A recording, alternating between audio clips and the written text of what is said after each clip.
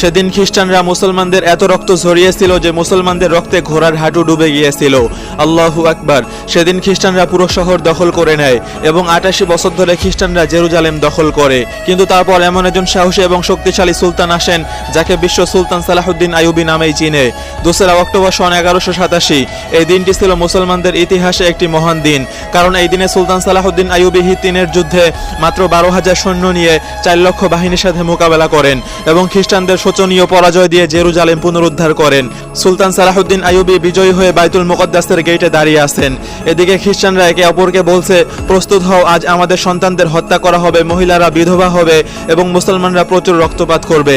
কারণ আমরা যখন এই শহর জয় করি তখন আমরা একজন মুসলমানকেও জীবিত ছেড়ে দেইনি। কিন্তু সুলতান সালাহুদ্দিন আইয়ুবী খ্রিস্টানদের ক্ষমা করে দেন এবং প্রমাণ করেন যে তিনি একজন শক্তিশালী সুলতান হওয়ার পাশাপাশি একজন দয়ালু ব্যক্তি।